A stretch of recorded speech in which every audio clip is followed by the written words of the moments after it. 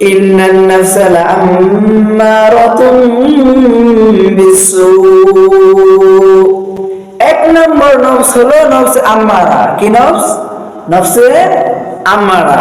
এই নফসটা হলো সবচেয়ে নিকৃষ্ট নফস। খেয়াল করবেন, সবচাইতে দুর্লভ, সবচাইতে দুর্বল, সবচাইতে নিকৃষ্ট, সবচাইতে খারাপ নফস হলো নফসে আম্মারা। ঠিক আছে ভাই?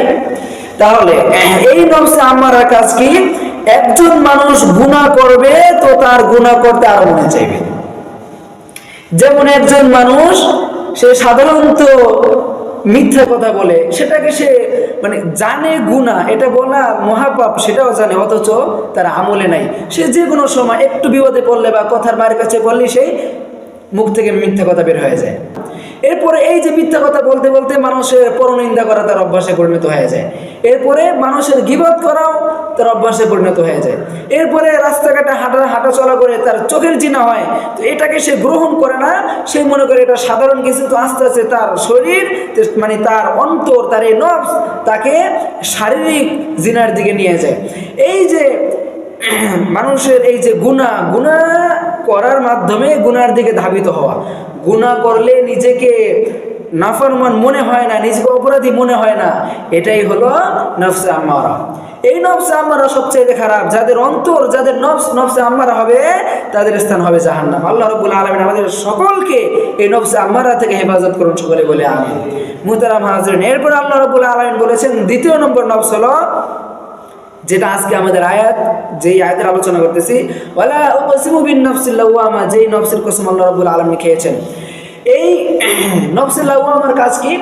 নফসে লাওয়ামার কাজ হলো একজন মুমিন ব্যক্তি সে গুনাহ করবে, কিন্তু গুনাহ করার পরে কিছুক্ষণ পরে বা সাথে সাথেই তার মস্তিষ্কে ধরা দিবে, তার নফস বুঝতে পারবে যে আমার গুনাহ হয়ে গিয়েছে।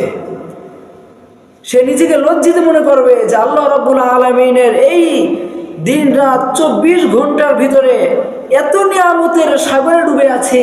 5 ওয়াক্ত নামাজ, আজান হয় নামাজের সময়, মুয়াজ্জিন সাহেব বলেন হাইয়া আলা সালাহ, নামাজের দিকে আসো, এটা হলো আমর, মানে অবশ্যই আসতে হবে, এরকম আদেশ করতেছেন মুয়াজ্জিন। 5 বেলা এরকম আদেশ করতেছেন, অথচ আমি দুনিয়ার পিছনে পড়ে আছি, মসজিদে 24 ঘন্টার ভিতরে 5 ওয়াক্ত নামাজ পড়ার সময় আমার হয় না।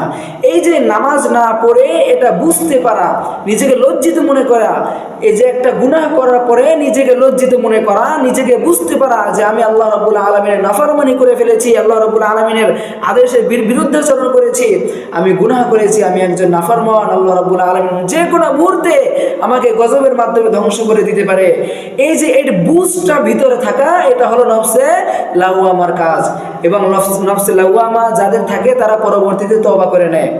ইয়া আইয়াতুহান নাফসুল মুতমাইন্না, এই যে নফসুল মুতমাইন্না, নফসে মুতমাইন্না, এই নফসটা সবচাইতে ভালো।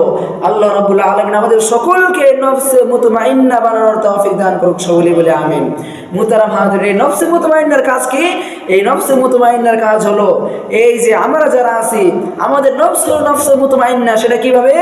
আমাদের ব্যস্ততা, সাংসারিক, পারিবারিক সবকিছু রেখে আমরা নামাজ পড়েছি, নামাজে পড়ে আমরা আমাদের মন চেয়েছে, আমাদের নফসটা চেয়েছে যে আমরা কোরআনের তাফসিরে বসি, কোরআনের মজলিসে সময় দিই, এটা হলো নফসে মুতমাইন্নার কাজ। এরপরে যাদের নফসে মুতমাইন্না হবে, তারা কি করবে? রাতের বেলা ঘুমাবে, তো গভীর রাতে তাদের ঘুম ভেঙে যাবে, তারা ঘুম থেকে উঠে আল্লাহ তাআলার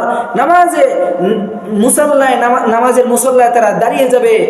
নফসে মুতমাইন্না যাদের, তারা রাতের বেলা তাহাজ্জুদে দাঁড়াবে, তাদের দুনিয়াবি কোনো চিন্তা থাকবে না, তারা নামাজ পড়বে, আর তাদের চোখ দিয়ে পানি জড় করে বের হয়ে পড়বে যে আল্লাহ রাব্বুল আলামিন কখন জানি আমাকে ডাক দিয়ে বসেন, এই রাত্রেই আমার শেষ রাত্র হবে কিনা, এইরকম মৃত্যু চিন্তা ভাবনা তারা বেশি বেশি করে।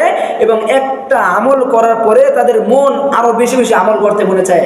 এটা হলো নফসুল মুতমাইন্না। আল্লাহ রাব্বুল আলামিন আমাদের সকলের নফসকে নফসে মুতমাইন্না বানিয়ে দিন, সকলেই মন থেকে বলি আমিন।